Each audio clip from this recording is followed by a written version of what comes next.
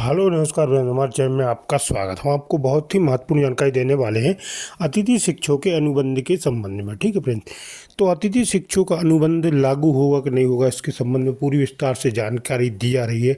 और उसमें बताया गया है कि डीपीआई की ओर से बात की जा रही, शासन की ओर से भी बात की जा रही कि अतिथि शिक्षकों का अनुबंध 1 साल का किया जाए, बीच सत्र में इनको बाहर ना किया जाए। ठीक है, और अभी नई भर्ती प्रक्रिया जो चल रही है उसमें 96,000 पदों पे भर्ती होनी है।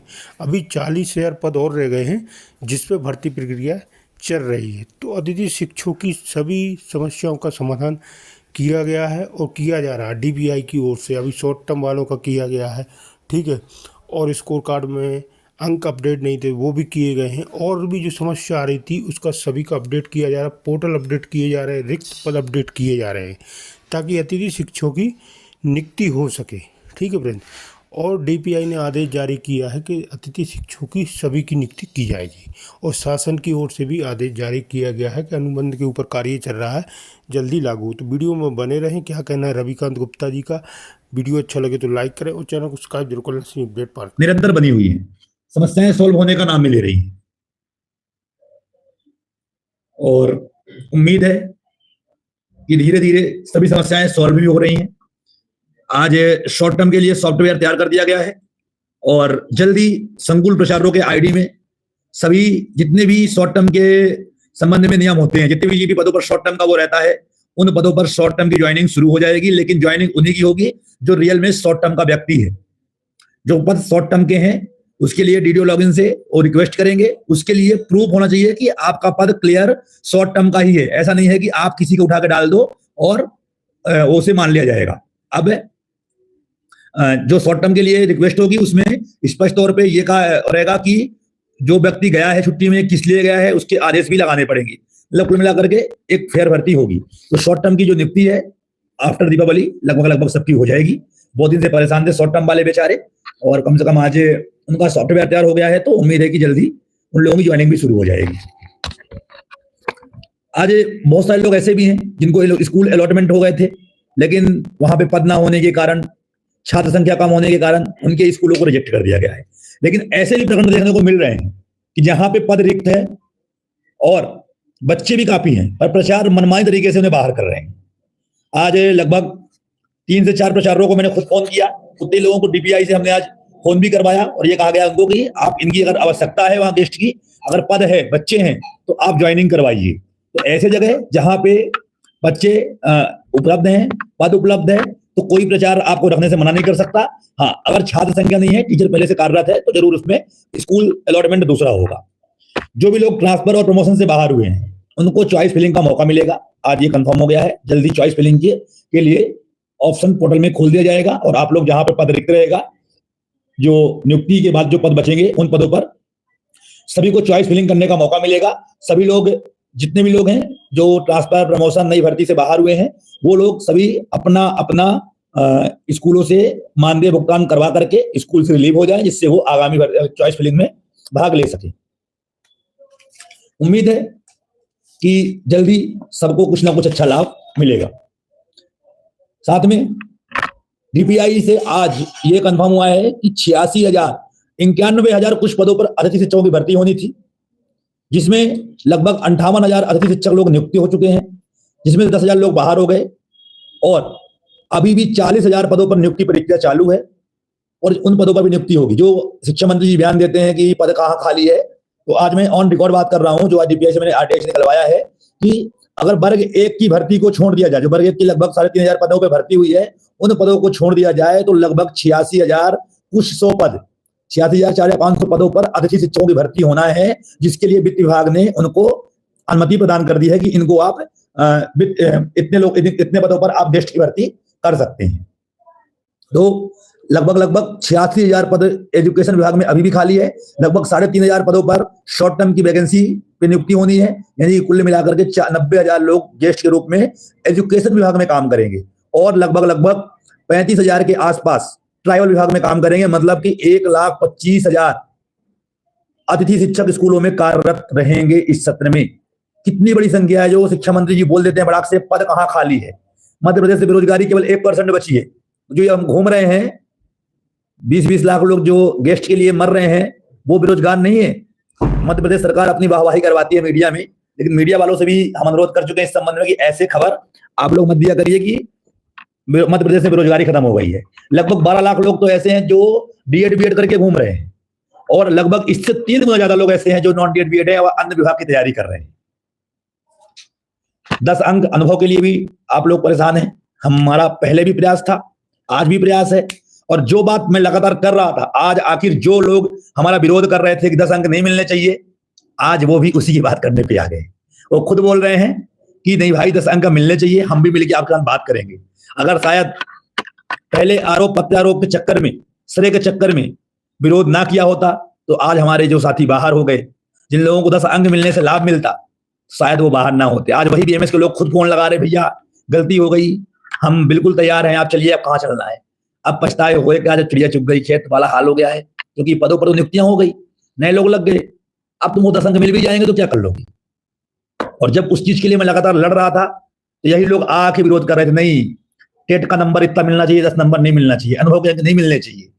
अब जब खुद की बारी आई तो आज बोल रहे हैं नहीं मिलने चाहिए। इसलिए मैं बोलता हूं हमेशा कि भाई काम वो करो जिसमें लाभ सबका हो। पर्सनल लाभ लेके चलोगे तो सब बर्बाद हो जाओगे। अगर पर्सनल की देखूं मैं, तो मुझे भी कोई नहीं पड़ी थी, मैं भी स्कूल ज्वाइन हो गया था अच्छा खासा, 3 महीने से घर बैठा हूं। ज्वाइन होने के बाद लोग यहाँ ज्वाइन के लिए मर रहे हैं, मैंने अपनी ज्वाइनिंग जानबूझ के निरस्त करवा ली थी। आज मेरा 42,000 रुपये का नुकसान हो गया, इसको किसी को नहीं पड़ी। आज कौन सी स्कूल ऐसे प्रिंसिपल जिन लोगों ने आप लोगों के साथ में षड्यंत्र किया है, आप लोगों को किसी कारण से पिछले वर्ष बाहर किया है, जिन लोगों को के नाम पैनल में ऐड नहीं किए गए हैं प्रिंसिपलों के द्वारा या स्कूल जो प्रभारी हैं उनके द्वारा, उन पर सभी प्रिंसिपलों के ऊपर कार्रवाई करवा रहा हूं मैं। तो ऐसे जिन लोगों के मेरे पास तो आ गए हैं तो ठीक है, लेकिन ऐसे लोग जो बाहर हो गए हैं किसके कारण से, प्रिंसिपलों की गलती से, चाहे वो रिक्त पद के चक्कर में हो, चाहे वो पैनल ऐड ना करवाया गया हो, उन सभी प्रिंसिपल और संस्था प्रमुख के ऊपर हम कार्रवाई करवा रहे हैं। आज 3 प्रिंसिपलों, 3 संकुल प्रचारकों के 3 संस्था प्रमुख जो हाई स्कूल मावाड़ा, हाई स्कूल बावड़ी खेड़ा और हाई प्राथमिक शाला मूंगफलिया, इन 3 संस्था प्रमुखों को डीपीआई से नोटिस जारी हो चुकी है और जेडी को फोन भी कर दिया गया है। यहाँ से जल्दी इन लोगों के खिलाफ में कार्रवाई होगी और सबका या तो वेतन वृद्धि रुकवाएंगे, साथ में इनको सस्पेंड भी करवाएंगे। तो ऐसे लोग, और जो इसका संकुल प्रचार है, पानी गांव इनका संकुल लगता है, तो संकुल प्रचार के ऊपर भी सबसे पहले कार्रवाई होगी, क्योंकि संकुल प्रचार को स्पष्ट निर्देश दिए गए थे कि आप अपने संकुल अंतर्गत जितने स्कूल हैं सभी के पैनल आप ऐड करवाएं। लेकिन जिन संकुल प्रचारकों ने लापरवाही की है, जिन संस्था प्रमुखों ने लापरवाही की है, जिस प्रकार से आज हाई सेकेंडरी स्कूल पानी गांव संकुल प्रचार के खिलाफ और जो 3 स्कूल के प्रधानाध्यापक हैं, संस्था प्रमुख हैं, उनके खिलाफ नोटिस जारी हुई है, ऐसे ही अब एक एक करके उन सभी प्रिंसिपलों के ऊपर और सभी संस्था प्रमुख के ऊपर कार्रवाई करवाएंगे। और आखिर इनकी गलती से हम तो भुगत ही रहे हैं, हम तो बाहर हैं, हमारे साथी बहुत सारे बाहर हो ही गए हैं, तो हम इनको भी क्यों छोड़ें। मतलब इनको ये लगता है कि हम अगर नियमित शिक्षक हो गए हैं तो हम बहुत बड़े तोप हो गए हैं, तो अब ये भूल जाएं, क्योंकि अब हम लोगों ने बिल्कुल तय कर लिया है। आज सर ने भी ये बोला है, कामना मैडम ने बोल दिया है, जितने संकुल प्रचारों ने गलती की है, जितने संस्था प्रमुखों ने गलती की है, सबके ऊपर एक एक करके कार्रवाई करेंगे, चाहे वो कोई भी हो, चाहे कहीं से भी हो, कुछ भी करवाए, पर कार्रवाई सब पे करेंगे। सबकी जांच करवा रहे हैं, एक साइड से डीओ और जेडी को हम पत्र लिख रहे हैं, सभी की जांच करवाएंगे और जो दोषी पाया जाएगा उसके ऊपर कार्रवाई होगी, चाहे वो संस्था प्रमुख हो और चाहे वो संकुल प्रचार हो। तो कोई भी ऐसे लोग जिनमें गलतियां हुई है उन लोगों के खिलाफ कार्रवाई होगी। ऐसे लोग अपने अपने प्रचारों की शिकायत जरूर बना के मुझे भेजें और प्रूफ सहित। कुछ जगहों से शिकायत आ रही है कि संकुल प्रचारों द्वारा ज्वाइन करवाने के लिए पैसे मांगे जा रहे हैं, 10,000 20,000 की राशि मांगी जा रही है। तो ऐसे लोगों की देखो, फोन करने से या बोलने से कुछ नहीं होगा, आपको प्रूफ सहित लिखित में आवेदन देना पड़ेगा कि हमसे संकुल प्रचार या स्कूल के संस्था प्रमुख द्वारा पैसे मांगे जा रहे हैं, इसके बाद ही आप उनके ऊपर कार्रवाई हो सकती है।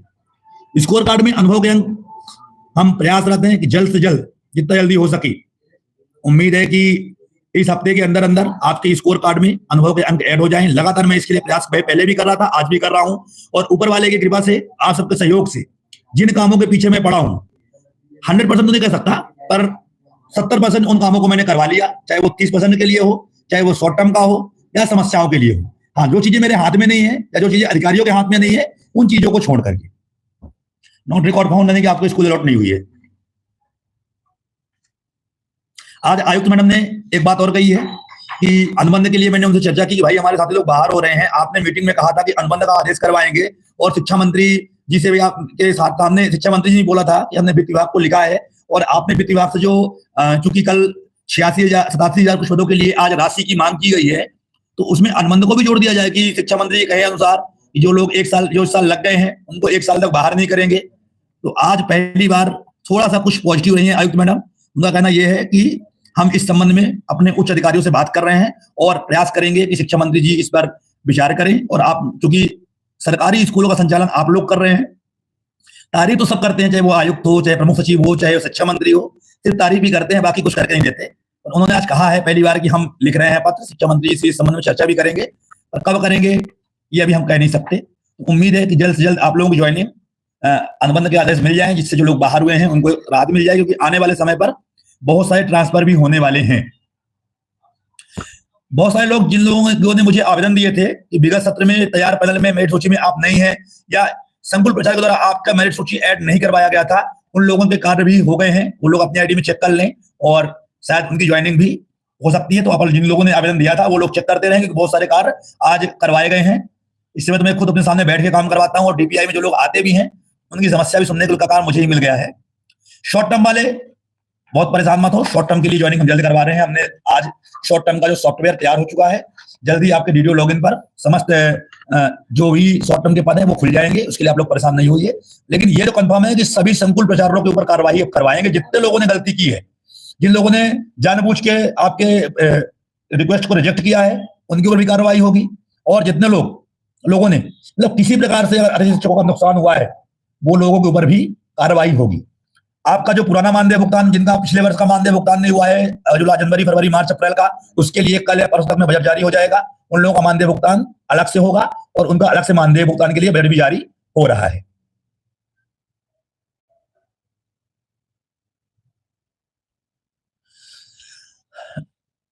अब जो आगामी भर्ती होनी है, उम्मीद यही है कि हमारे अनुभवी साथियों को मौका मिले।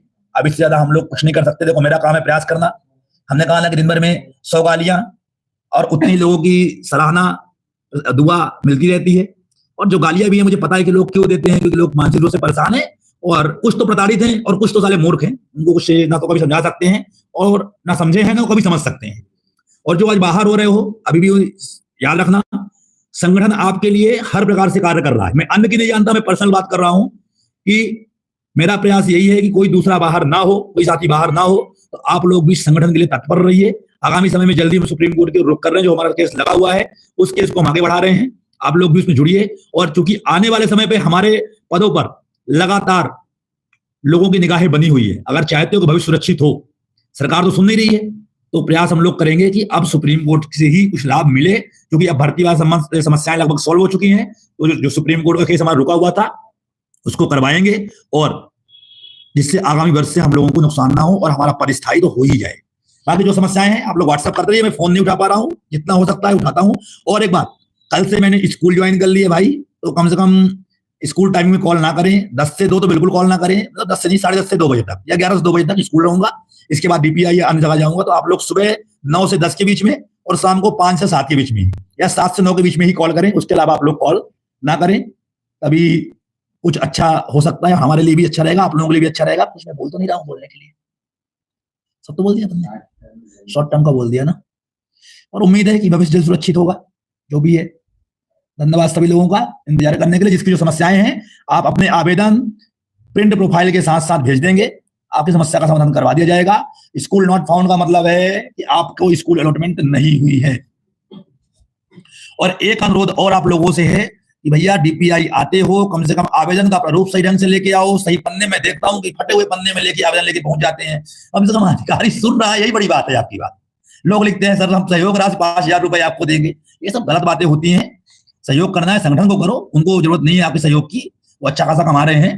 तो आप लोग ऐसी गलतियां ना करें, सही ढंग से आवेदन लिख के जाएं। कम से कम आप शिक्षा को, आज एक भैया आए थे हमारे इंस्ट्रूमेंट वाले, अब मैं सर कितना हंस रहे थे उसका आवेदन पढ़ के कि मैं क्या बताऊं।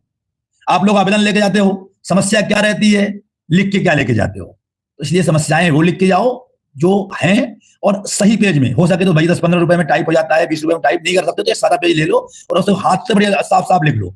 और पन्नों में लेके जाना यार, आधे पन्ने में आवेदन लिख के पहुंच जाता है, वो भी अधिकारी के सामने। और बहुत सारे लोग तो ऐसे आते हैं कि जो अधिकारियों से ही पावती मांगना शुरू कर देते हैं, सर पावती दे दो। अरे भाई, अधिकारी कभी पावती नहीं देता। पावती लेना जिसको, वो आवक जावक में जाकर के काम करे। धन्यवाद आरिफ भाई, इतना कमेंट मत किया करो एक ही चीज को, मैं पढ़ लेता हूं। तो इसलिए हम शिक्षक हैं, शिक्षक की मर्यादा में रहें और उस हिसाब से पत्र लेके जाएं। कम से कम अधिकारी माने कि हाँ आप टीचर हो। मालूम पड़ता है कि लिखना कुछ और था, हमको मांगना घर है और मांगते हैं महल है। जो समस्या है विषय में स्पष्ट समस्या लिखिए, जैसे कि रेफरेंस कोड नहीं आ रहा है, पद नहीं है, ज्वाइनिंग नहीं करवा रहे हैं, ऐसी चीजें लिख के जाएं उनको समझ में आए। मालूम पड़ता है खुलवाना रिक्त पद है और लिखते हैं कि पूर्व से ज्वाइन करवाने बाबत। अरे भाई स्पष्ट लिखो कि पिछले वर्ष रिक्त पद नहीं था।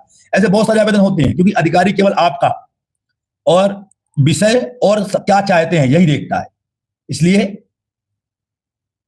सभी लोग जब भी आवेदन लेकर डीपीआई जाएं, ढंग से जाएं और प्रयास ये रहे कि अधिकारियों के सामने आपकी बेइज्जती ना हो। अनुभव करके बता दिया, आप लोग देखते रहिए पीछे करके।